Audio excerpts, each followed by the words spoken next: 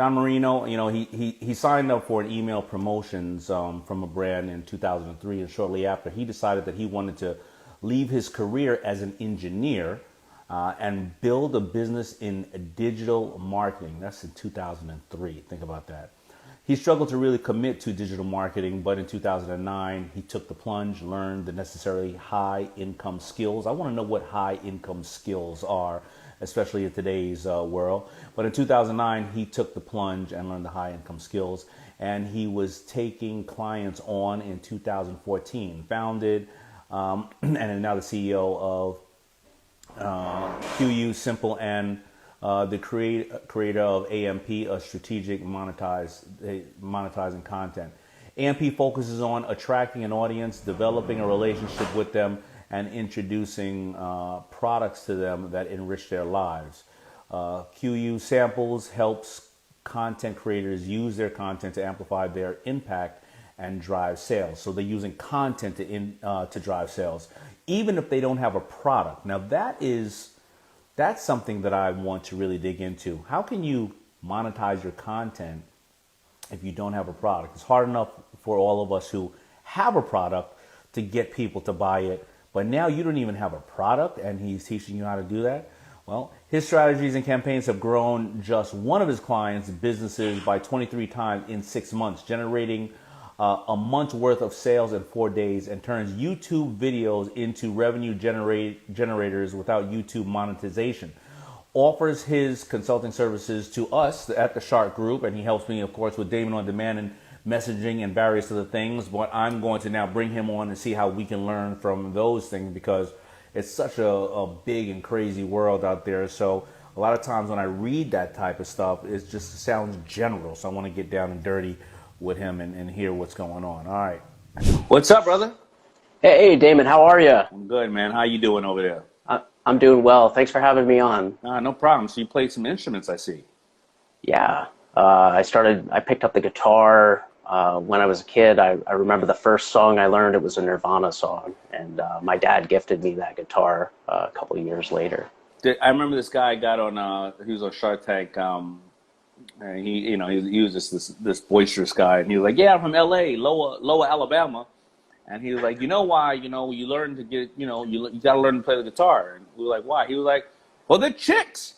That's the only reason." Is that the reason why you learned it, or? It was really an interest in the music itself, actually. And then as I grew a little more, it became about the chicks, but it didn't really work for me, actually, to be completely honest. I mean, I played in some bands in college, and we toured around New York State when we lived up there. And, the chicks didn't work for me in that case. Well, I was in engineering school. I mean, I was a nerd, man. Yeah, well, that's even better to learn that, but even maybe not for the attracting somebody. Maybe it's just a soothing way, also, right? To just zone out, right? It was a way to zone out. It was, yeah. All right, so I want to get right into it with you. Why would you go to engineering school and have a career as an engineer? And in 2003, digital marketing, first of all, we'll get into what that means, but why would you have a career as a nerd doing this and that, and then say in 2003, you know what, I'm going to try to start being a digital marketer? And did you immediately jump into being a digital marketer, or did you casually do it as you were doing your day job? It's interesting. I was always selling things when I was a kid. My mom got a call from the principal in 7th grade because I was selling candy to the kids at lunchtime and things like that. I had tried to make a clothing business actually when I was in high school, and it didn't really work, but I liked the process of trying to figure it all out. And then I was approaching our band in college as a business. So I was putting together promotional packs and sending those out, and well, our messaging isn't quite right. Even though I didn't really get it, I knew that I had to do something. I knew that I had to communicate something bigger than the music itself. And then oddly enough, a friend of mine in 2002 invited me to a multi-level marketing sit-down presentation just to see what he was doing, because he was new. He wanted my opinion, and I sat down, and that event right there is what changed what changed everything for me, Daymond, because in engineering school, it's all about math. It's all about the numbers. It's all about like understanding these big abstract concepts. And I didn't read. I wasn't a reader. I barely wrote any papers or anything like that in college. Maybe I read maybe 20 books all the way through. I got through a lot of school without reading books. And then I was like, I'm all in on this multi-level marketing company. And that's when I started reading. And I started reading Failing Forward by John Maxwell. And I started reading Think and Grow Rich, which comes up a lot in conversations like this. And then I was sitting down with a friend because I wanted to do something with business and with my engineering. And that was the channel that I believed was going to work for me. But while I was going through and doing designs and working as an engineer, it just drained my energy. And my energy sucked, and I never got anything off the ground. Well, so I think there are a lot of things to unpack there, and we have a limited amount of time, but I think there's so many nuggets there. So first of all, I think that all parents should, inspire their kids to sell something at school. I don't care. Sell something at school. So. You have a captivated audience right there. You learn the ability to sell. You learn at a young age how maybe you don't have to stress mommy and daddy for things, that if you really want it, you can earn it, and you get your selling down. Sell, sell, sell, sell. I sold at school, you sold at school, Gary Vee sold at school. Almost all the kids I know that sold something at school ended up becoming somebody who followed a career, and they also knew that they could take care of their parents instead of their parents and taking care of them. The next thing to learn or ask is, why did you go into engineering school in the first place? Was that because society told you, your parents told you? Why did you, I'm not going to say it's a mistake, because we can't look back at things we did as a mistake, but you obviously did not have a strong passion for some aspect of it. So why did you do it in the first place? And why did you have the balls enough to stop doing it even after you were so deep in the water? Those are great questions, and I had the most supportive parents with regard to selling and such. I sold to help fund some things in some sports programs that I was in, and I won trips to camps and stuff like that as a result. I mean, I was really well supported. And as far as engineering school, I think that's what I thought I was supposed to do. Right. I liked math and I liked science, so they put in front of me this engineering concept, and I said, yeah, that seems pretty cool. I guess I'll ride this wave. And that's what I was doing in a lot of ways, is I didn't have, in my opinion, a very strong direction, even though I had very supportive parents. I didn't have a strong direction into what I wanted, but it was more about what I kind of maybe wanted, but I was being floated down this path. All right. Well, let's talk about digital marketing now.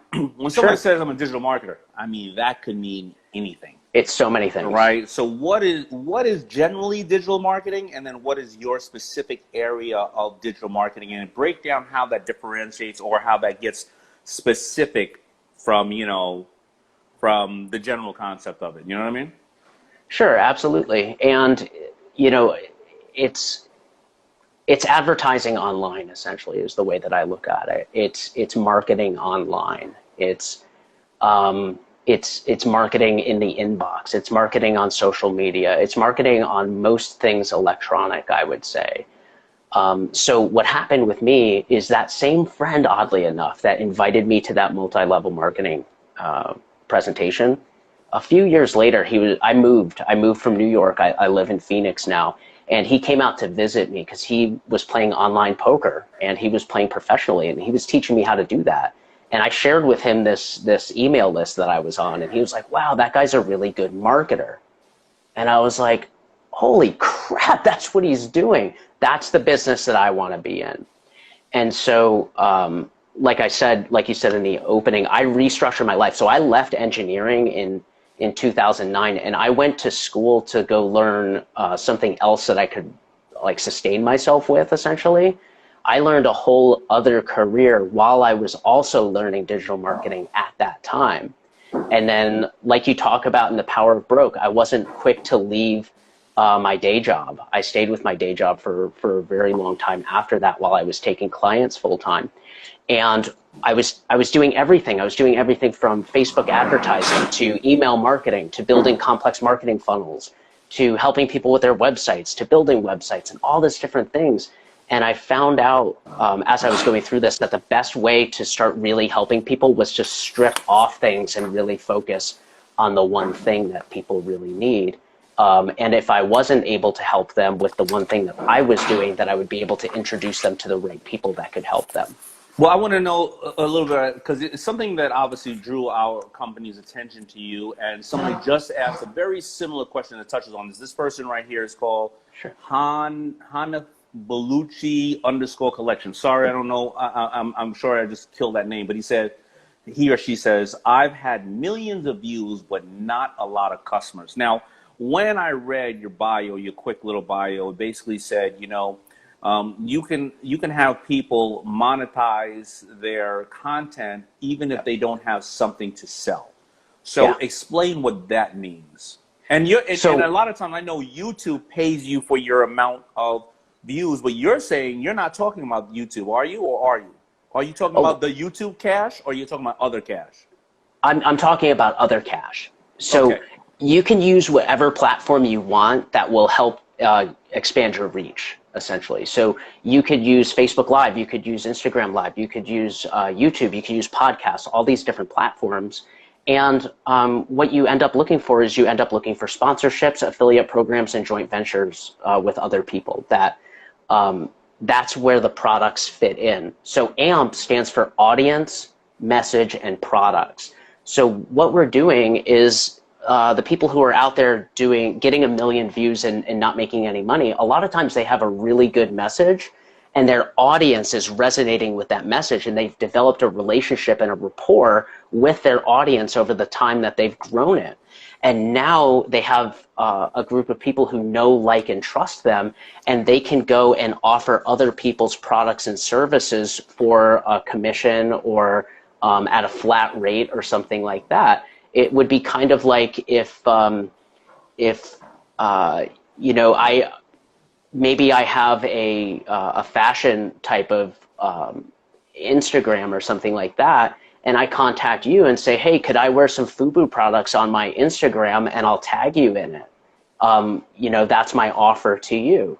It could be something as simple as an affiliate program where you're offering products. It could be anything. It could be vitamins. And do I need to before and that's a really good point right there, because I always have something to sell, right? I got one of my Shark Tank products or this and that. Now, sure. For those people listening right now or watching right now who have followings, and whether it's 100 people or 100,000 or 2 million, when I approach that target, I go, okay, FUBU, Mr. Daymond John, you know what? I like this product, and I was going to wear it anyway. But you know what? Let me see if I can get some money out of this. Do I need to set up my referrally or my whatever my refer program is? Because what if Daymond John does not have a referral program, but you want to make it really easy to me and say, no, here's what I do. Once I tag it, the person buys it, and I know I get 10 or 20% off of it. Do I need to set up a system or a software or a link myself if that person doesn't have on that side, the provider of the goods, if they don't have it set up? Like, how do I do that? One way that you could do it is by negotiating like a flat rate for promoting your product. So, hey, Daymond, I get 1 million views on my videos on a regular basis. That means that there's probably several, tens of thousands to 100,000 maybe people that might be interested in your type of stuff. My audience is really big. My reach is really far. I'd love to say, hey, I really love this. The Shark Tank. I watch the Shark Tank all the time. But how do I know? How do the people here know and can protect themselves that they will get their accurate commission? Because what if Daymond John is like Mr. Wonderful and he goes, oh yeah, only 4 people bought when really 100,000 people bought, and then all of a sudden you just lost, 100,000 times $1, right? Sure. How do they protect themselves against that? So instead of getting an affiliate commission on that type of scenario, what you would do is you would get you would sign a contract and essentially get payment to get in the queue to be promoted on that person's show. It'd be kind of like if you were doing a television ad. Like you run a television ad, you don't know if you're going to get any sales off of it. The television company isn't coming back to say, "Hey, we sold 1,000 of your products. Where's our money?" You're doing that all on the front end, and then you're running it like a like a promotion like that, like a radio ad. Right, but and I'm sure people listen. They can follow you to get more information, obviously, because Sure. I want my people here to say, no, I have the contract set up. It's a 5-line contract. Sure. I have the affiliate links set up, and I'm just going to call.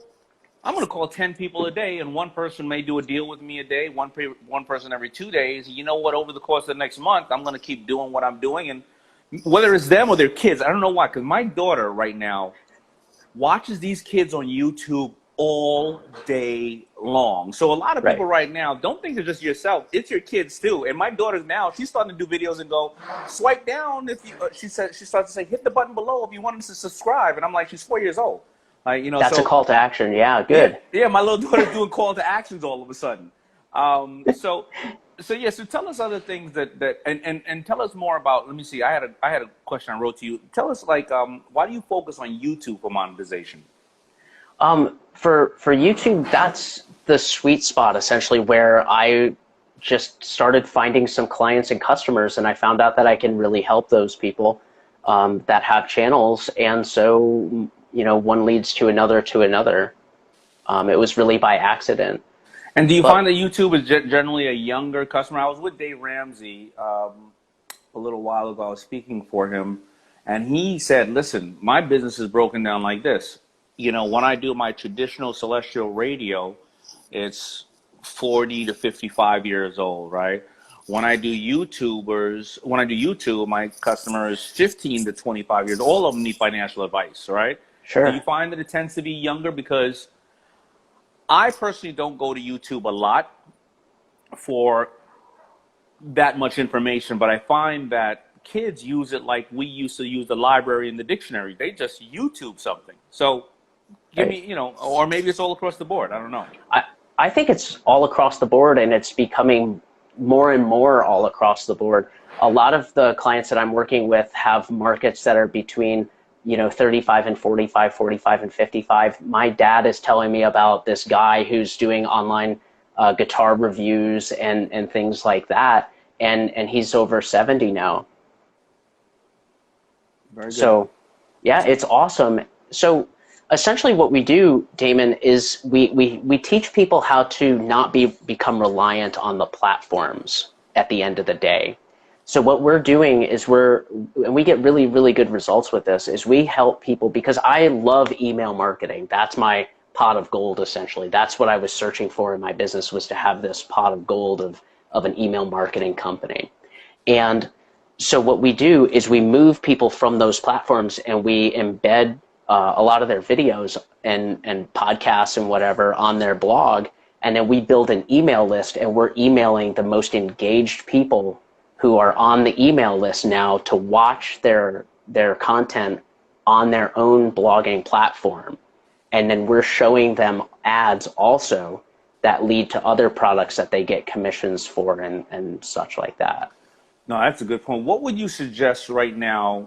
There's a couple of tips that you can just give people right now they can just take away and they can start working on. And again, I know that I already tagged you in here in the Power Show, in the Power Talks. But Sure. What are some helpful tips you can give to them that people could take away right now? Number one is to know who you're talking to.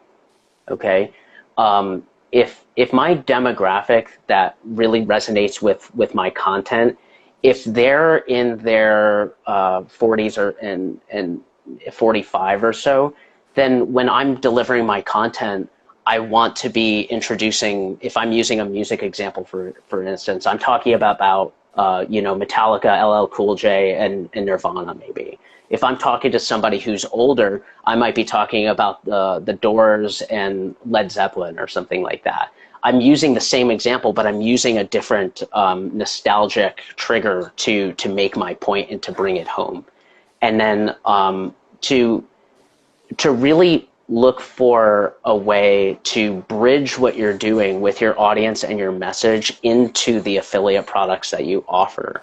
if you're talking to, women in their 20s and 30s, you're not necessarily, unless it's a very, very niche program, you're not going to be, introducing products that are for like tools in a tool shop necessarily, unless it's as a gift or something like But what that. So about make sure that they align. what about people that, okay, so you use, I think, an excellent example, LL Cool J, Nirvana, somebody this age, and then somebody else, I think you said Eagles, I'm not sure who you said, but a little bit older, right? Sure.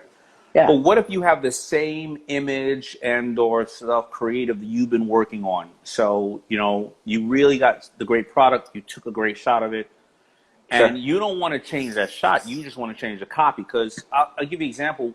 I'll Yeah. take a picture with one of the Kardashians, and a lot of those girls are obviously really dear friends of mine.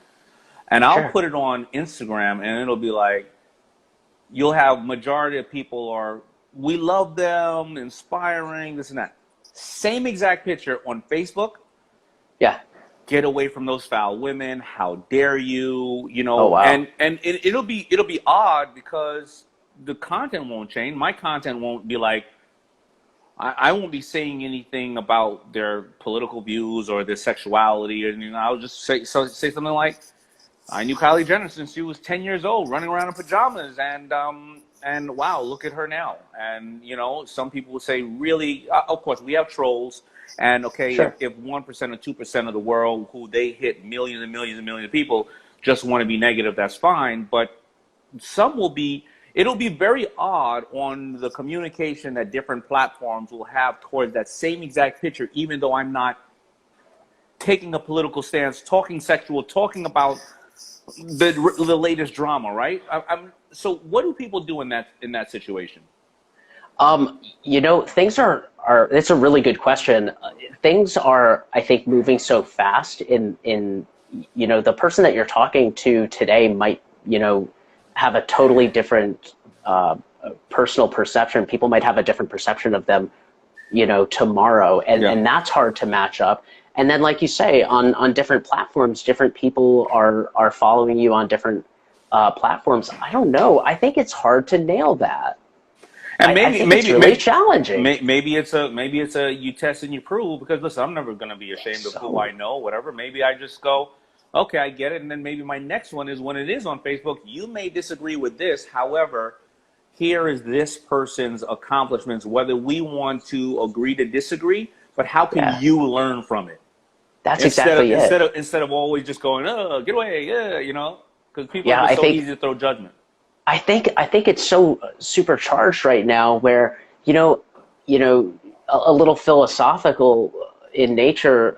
This next comment is, let's go back to judging people by their accomplishments and their personality and their character, and stop with all this other what I believe is superficial nonsense. Like you just said. Yeah, I was on a speaking engagement with my buddies from Bombas and Bombas Socks, and it's funny, what they said, because a lot of people, I don't want people to sit here and think that you need to bend to everybody. You want to bend for people who you believe in, and you have empathy for your customer, and you love them. I was talking to Bombas the other day, and they said, with Black Lives Matter came, we and I know that they had said we always wanted to. We looked around the office and we realized that we needed to change too. And obviously, they don't have any racial issues, or I doubt they would be my partners. Sure. And they said we looked, we asked, all the people of color and the people that are not of color in our office, and they said pick 4 or 5 organizations that help people in this segment. And it doesn't have to be BLM, because maybe they didn't like BLM for whatever reason, but they said, we want you to investigate it and make sure the money goes towards something really good. And they put on the site, whoever they donate to, also from LGBTQ to da-da-da-da-da. And they said some of the customers, very few, said, how dare you, or whatever the case is, and Black lives don't matter, white lives matter, or black lives, or white lives matter just as much as Black lives matter. I mean, we know the whole thing where we're not saying Black lives matter more. And they said they fired those customers. They said, we don't want them to be part of our community. They actually said, we don't want you as a customer.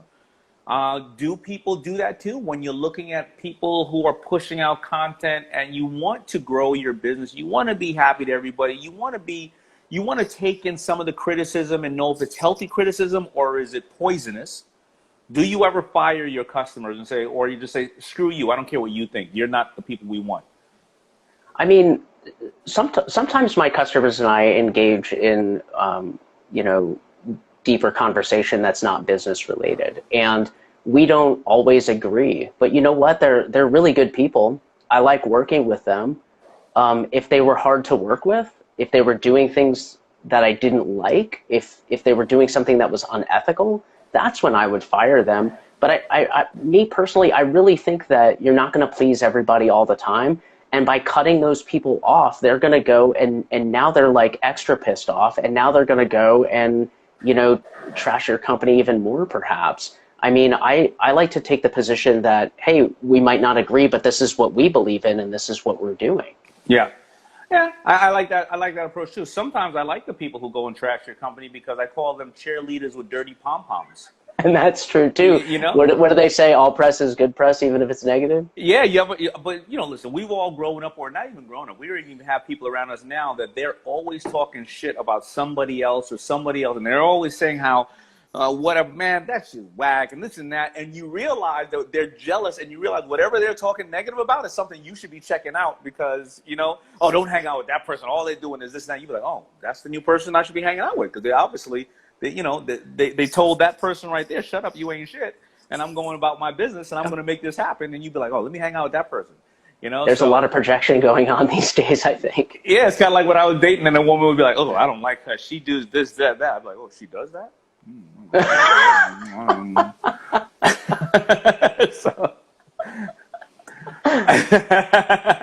Well, listen, what a man. Trip. I appreciate you, man, and thank you for helping us so much with all the things that you're doing out there. And yeah, I think that's great to get people to understand how to monetize their content without even having a physical product to sell, because that's great ways to even start. And then after you even can back it up with physical products, you already know the fundamentals to doing it.